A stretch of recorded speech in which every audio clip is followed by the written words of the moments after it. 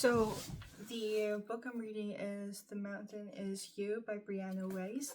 The reason why I'm reading this is so I could improve the way I speak, to have more confidence in myself, and to be able to be a better person overall, which is why I read self improvement books. I want to be more persuasive, more convincing to other people, so I'm going to work on that. I recently got into a job interview and I passed the first round, so hopefully the next time I come back, I would get the job for my second round. So yeah, there was also before I start reading, there was also a video I watched about an Oxford study where if you if you are reading like an academic text, or like if you treat reading like a novel and it's a lot of pages, you have to be able to um, create a topic or a goal in your head before you start reading, so that you have you could narrow down your focus into what you want to get out of the book that you're reading. So my goal right now is just to improve my lexicon and to finish the book within the month. So I'm gonna read as much as I can, as fast as I could, and to develop my enunciation, um, and stuff like that. So let's just get right into it. We are starting at how to tell if you're in a self-sabotage cycle. How to tell if you're in a self-sabotage cycle. Even if you can cognitively understand self-sabotaging behaviors, sometimes the most difficult shift is recognizing that we are engaging in them. In fact, sometimes the signs are so subtle, they are barely recognizable and often don't come to our attention until they become highly problematic or someone else points them out. Some of the most prominent symptoms of self sabotage are as follows: you are more aware of what you don't want than what you do. You spend more of your time worrying, ruminating, and focusing on what you hope doesn't happen than you do imagining, strategizing, and planning for what you do. You spend more time trying to impress people who don't like you than you spend with people who love you for who you are. You are more focused on growing into the kind of person who evokes the envy of your supposed enemies, rather than the kind of person who is beloved by their family and friends and prioritizes them no matter what. You are putting your head in the sand. You don't know basic facts about your life, like how much debt you have or what other people in your field are being paid for similar work. When you get into an argument, you run away until you forget, rather than talking about what's wrong, rather than talking about what's wrong and coming up with a solution. In other words, you are in denial, and so any hope of healing is futile.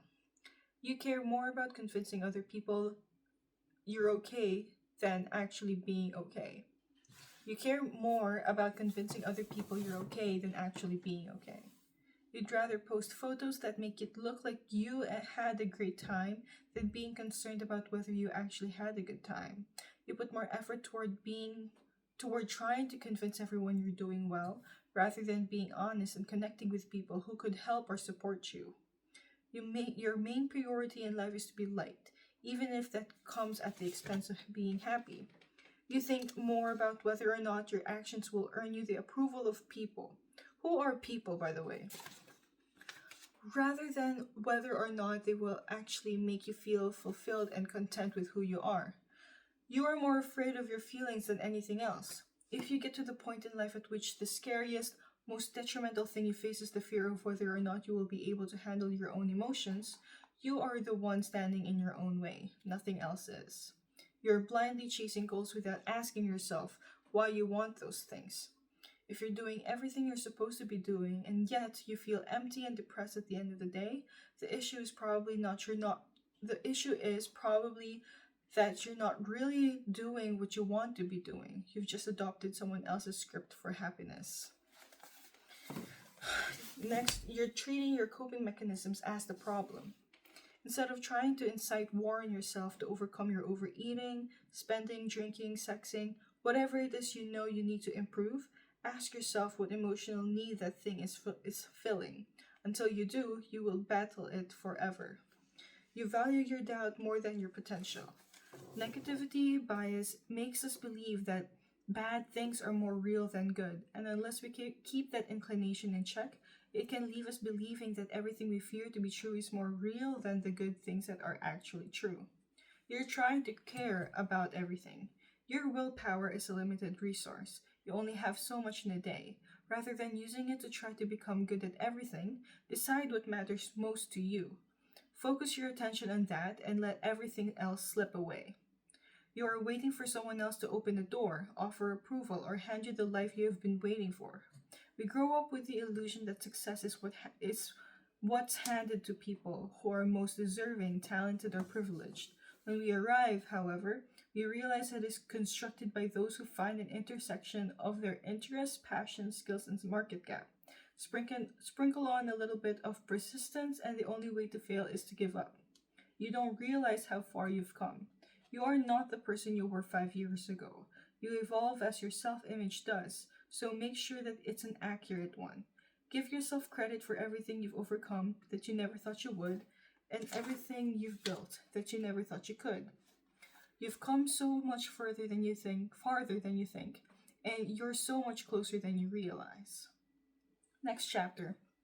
Identify your subconscious commitments. Part of the reason we often experience intense inner conflict or self-sabotage is because of something called a core commitments, which is essentially your primary objective or intention for your life. Your subconscious commitments are basically what you want more than anything else, and you often aren't even aware of them. You can identify your core commitments by looking at the things that you struggle with most and the things you are most driven by. If you can peel back the layers of your motivations toward each, you'll find the root cause. When you find the same root cause for everything, you've found a core commitment. People only seem irrational and unpredictable until you understand what they are fundamentally committed to. For example, if someone has a core commitment to feel free, they may find themselves sabotaging work opportunities in order to achieve that. If someone's core commitment is to feel wanted, they could find themselves in a series of relationships in which they have intense connections but refuse to make commitments out of fear that the spark will fade. If someone's core commitment is to be in control of their lives, they might have an irrational anxiety about things that represent a loss of control.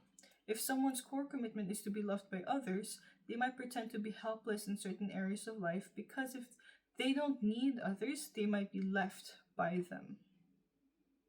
The most important thing to understand is that your core commitments are actually a cover-up for core needs. Your core need is the opposite of your core commitment. Your core need is also another way to identify your purpose. For example, if your subconscious core commitment is to be in control, your core need is trust. If your subconscious core commitment is to be needed, your core need is to know you are wanted. If your subconscious core commitment is to be loved by others, your need is self-love. The less that you feed your core need, the louder your core commitment symptoms will be. If you are a person who needs trust and is therefore committed to staying in control, the less that you believe you are supported, the more your negative coping mechanisms are going to flare up. Perhaps this could happen in the form of disruptive eating patterns, isolating yourself, or hyperfixation on physical appearance. If you're committed to freedom, and therefore need a sense of autonomy, the less that you build a life on your own terms, the more you're going to sabotage opportunities and feel drained and exhausted when you should feel happy. The more you lean into fulfilling your core needs, the more your commitment symptoms will disappear. Once you understand what the person really wants, you will be able to explain the intricacies of their habits and behaviors. You will be able to predict down to the detail of what they will do in any given situation.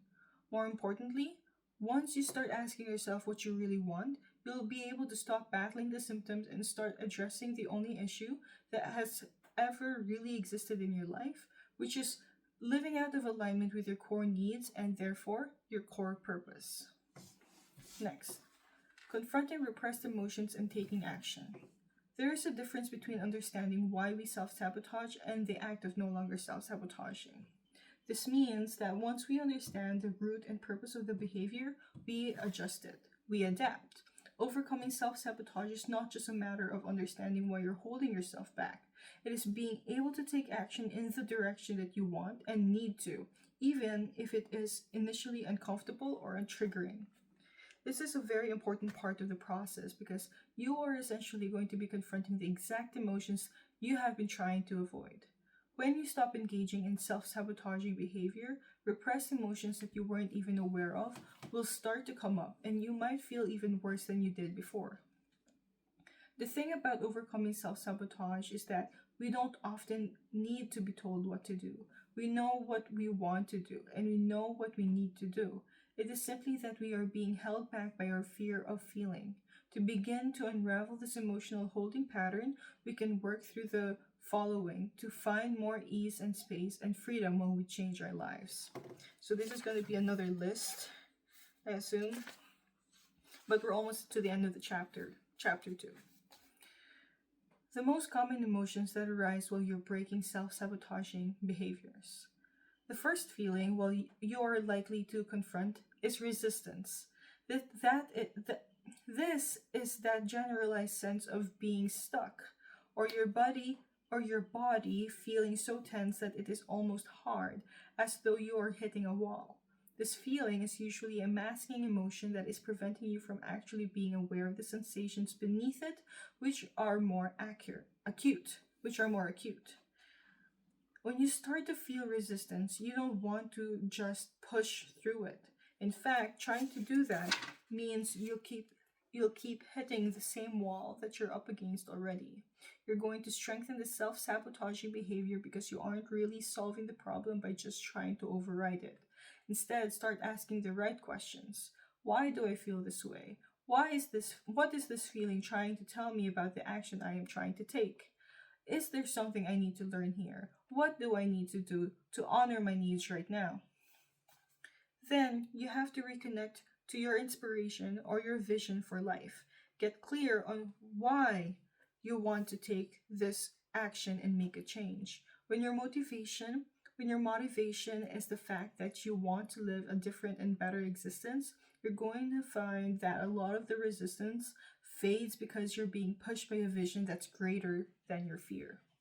In other cases, you might run into other emotions such as anger, sadness, or inadequacy. When those feelings come up, it is very important to make space for them. This means to allow them to rise up in your body and observe them. Watch where they make you tense up or constrict. Feel what they want you to feel. There is nothing worse than the fear of feeling the emotion, as the experience itself is ultimately often just some physical tension around which we've crafted a story. Remember that a lot of these feelings may very well have a root in something related to the self-sabotaging behavior. If you're angry about how one of your parents treated you, it probably won't come as a surprise that the core feeling of why you're sabotaging your relationships is anger and mistrust. The feelings associated with self-sabotage are not usually random. In fact, they can lead us to deeper insights about what we really need and what problems within us are still unresolved. To fully release those feelings once you are aware of them, try writing yourself a letter. Write something to your younger self or from the perspective of your future self. Write down a mantra or a manifesto. Remind yourself that you love yourself too much to settle for less, or that it is okay to be angry in unfair or frustrating circumstances. Give yourself space to experience the depth of your